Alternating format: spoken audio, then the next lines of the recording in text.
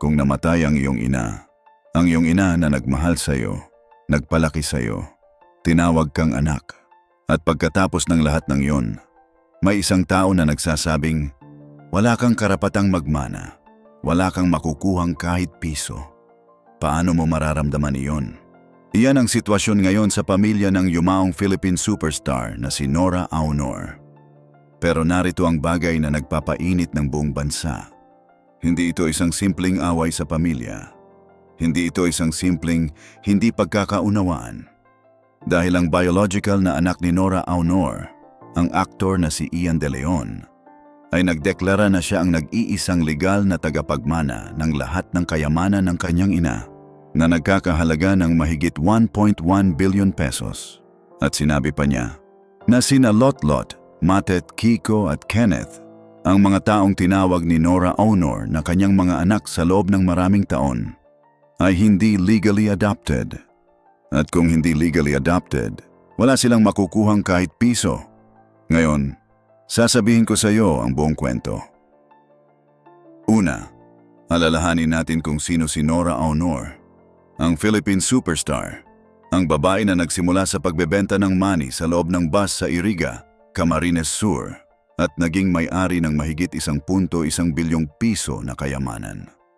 Mahigit 180 films, mahigit 360 singles, mahigit 50 albums.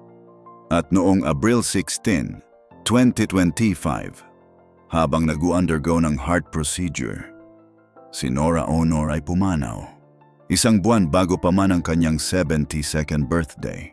Pero pagkatapos ng kanyang pagpanaw, ang isang bagay ang nagsimulang lumabas sa publiko na nagpapakita na ang pamilya ng Philippine superstar ay hindi nagkakaisa.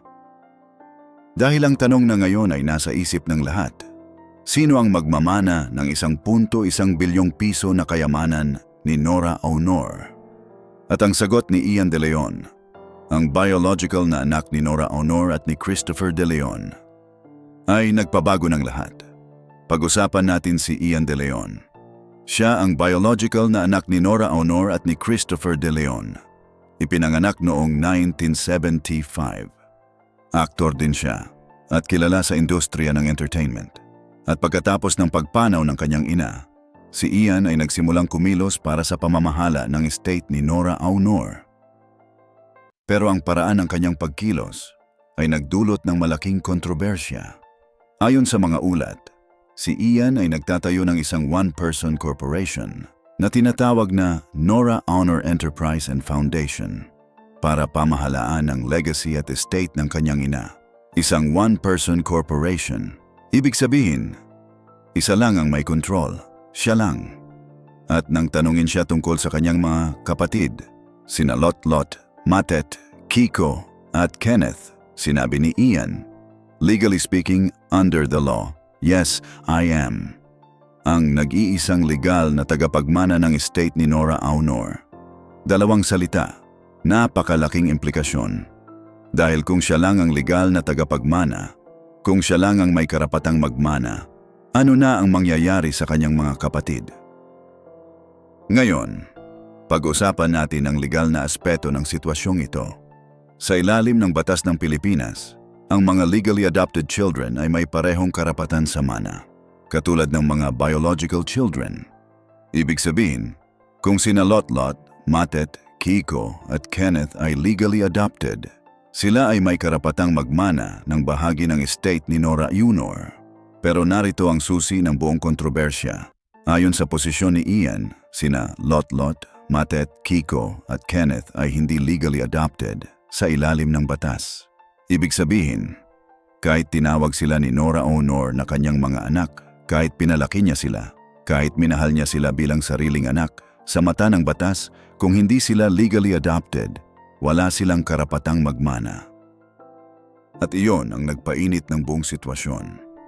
Dahil para sa maraming tao, ang tanong ay hindi lang legal, ang tanong ay moral. Kung ang isang ina ay nagpalaki sa iyo, nagmahal sa iyo, tinawag kang anak sa loob ng maraming taon, tama ba na sabihing wala kang karapatang magmana? Ngayon, pag-usapan natin ang reaksyon ng mga kapatid. Una, si Lotlot de Leon. Sa pamamagitan ng kanyang legal counsel, si Lotlot ay nagbigay ng opisyal na pahayag. Sinabi ng kanyang abogado na si Lotlot ay hindi kasali at hindi kinonsulta sa pagtatayo ng one-person corporation ni Ian at sa anumang plano para sa foundation. At higit pa doon, sinabi ng kanyang counsel na walang will na ipinakita sa publiko na nagbibigay ng nag-iisang autoridad sa isang tao para pamahalaan ang estate. Pero hindi lang iyon ang sinabi ni Lotlot. Ayon sa mga ulat, si Lotlot ay nagsalita na rin ng personal at tinawag ang ilang pahayag ni Ian bilang kasinungalingan. Sinabi niya na may mga bagay na sinabi si Ian na hindi totoo at na siya ay hindi kasali sa anumang estate management na ginagawa ng kanyang kapatid. At ang reaksyon ni Lotlot ay nagpapakita kung gaano kalalim ang sugat ng sitwasyong ito. Hindi lang ito tungkol sa pera, hindi lang ito tungkol sa mana. Ito ay tungkol sa pagkilala. Pagkilala na sila ay tunay na mga anak ni Nora Aunor, hindi lang sa puso, kundi sa batas din. Pangalawa, si Matet de Leon. At ang reaksyon ni Matet ay naging isa sa mga pinaka-viral na sandali ng buong kontrobersya. Nag-post si Matet ng isang bagay sa social media na agad na naging trending sa buong Pilipinas. Ang kanyang post ay isang malinaw na pahiwatig sa sitwasyon. Sinabi niya, "Eto nga pala ang ngiti ng mga ampon na walang mana." 3 salita, ampon, walang, mana. At ang post na yon ay nagpapakita kung gaano kasakit ang nararamdaman ni Matet sa gitna ng lahat ng nangyayari. Dahil para kay Matet at para sa kanyang mga kapatid na sina Kiko at Kenneth, hindi sila basta-basta mga ampon. Sila ay mga anak na pinalaki ni Nora Aunor, mga anak na minahal niya, mga anak na tinawag niyang sarili. At ngayon, sinasabihan silang, wala kayong karapatang magmana. Ngayon, pag-usapan natin ang posisyon ni Ian tungkol sa kanyang mga kapatid. Ayon kay Ian, ang kanyang pagiging nag-iisang legal na tagapagmana ay hindi nangangahulugang ibubukod niya ang kanyang mga kapatid. Sinabi niya na ang kanyang layunin ay pangalagaan ang legacy ni Nora Aunor at na ang kanyang mga kapatid ay hindi ibubukod sa pamilya. Sinabi pa niya na ang kanyang mga kapatid ay alam na ang tungkol sa one-person corporation at sa mga plano para sa foundation. Pero ang pahayag ng counsel ni Lotlot ay direktang sumasalungat sa sinabi ni Ian. Sinabi ng abogado ni Lotlot na si Lotlot ay hindi kinonsulta at hindi kasali sa anumang plano. Sino ang nagsasabi ng katotohanan? Iyon ang tanong na hindi pa nasasagot.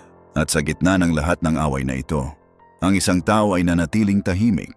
Si Christopher De Leon, ang ama ni Ian at ang dating asawa ni Nora Aunor, ay hindi nagbibigay ng pahayag. Nanatiling tahimik, nanatiling malayo sa kontrobersya. At ang kanyang katahimikan ay nagpapakita kung gaano kahirap ang sitwasyong ito para sa lahat ng sangkot. Ngayon, pag-usapan natin ang mas malaking larawan. Ang estate ni Nora Aunor na nagkakahalaga ng mahigit 1.1 bilyong piso ay kinabibilangan ng mga ari-arian sa La Vista, Green Hills, Valencia at Balete. Kasama rin ang lahat ng kanyang intellectual property, ang kanyang mga pelikula, ang kanyang mga kanta, ang kanyang mga album. Lahat ng obra ng isang buhay na puno ng sining at dedikasyon.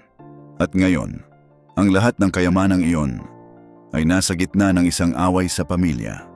Isang away na hindi lang tungkol sa pera, kundi tungkol sa pagkilala. Tungkol sa tanong na, sino talaga ang pamilya ni Nora Aunor? At iyon ang pinakamasakit na bahagi ng lahat ng ito. Dahil si Nora Aunor, ang babae na nagsimula sa wala, ang babae na nagmahal ng walang kondisyon, ang babae na tinawag na anak ang mga batang hindi niya ipinanganak, ay wala na para resolbahin ang away na ito. Wala na siyang masasabi, wala na siyang magagawa, at ang kanyang mga anak, biological man o adopted, ay kailangang harapin ang katotohanan ito ng mag-isa. Bilang tugon sa lahat ng kontrobersya, maraming tao ang nagpahayag ng kanilang opinyon sa social media. Marami ang sumusuporta kay Lotlot, Matet, Kiko at Kenneth. Nagsasabing dapat silang kilalanin bilang mga tunay na anak ni Nora Aunor. Marami rin ang nagsasabing Kahit legal ang posisyon ni Ian, ang moral na responsibilidad niya ay pangalagaan ang lahat ng kanyang mga kapatid. Pero narito ang katotohanang kailangan nating harapin. Ang batas ay batas. At ang batas ay malinaw.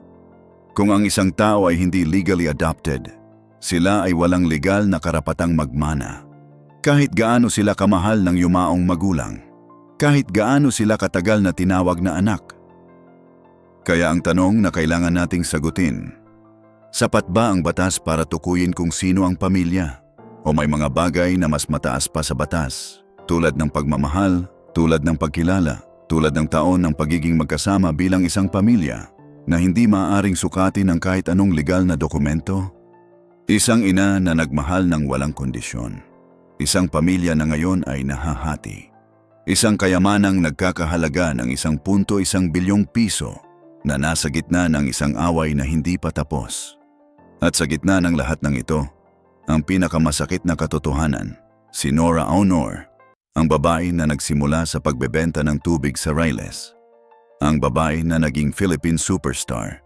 Ang babae na nagmahal sa lahat ng kanyang mga anak, biological man o hindi, ay hindi na nandito para makita ang nangyayari sa kanyang pamilya. Kaya sa susunod na marinig mo ang pangalang Nora Aunor, huwag mo lang siyang alalahanin bilang isang artista o bilang may-ari ng 1.1 bilyong piso. Alalahanin mo siya bilang isang ina na ang pinakamahalagang pamana ay hindi ang pera, hindi ang mga ari-arian, kundi ang pagmamahal na ibinigay niya sa bawat isa sa kanyang mga anak. At iyon, ang pagmamahal na iyon, ay hindi maaaring kunin ng kahit sinong abogado. Ano ang nararamdaman mo sa sitwasyong ito? Dapat bang makamana sina Lotlot, Matet, Kiko at Kenneth? O tama ba si Ian na siya lang ang legal na tagapagmana? I-comment mo sa baba. At huwag kalimutang mag-subscribe para lagi kang updated. Salamat sa panood.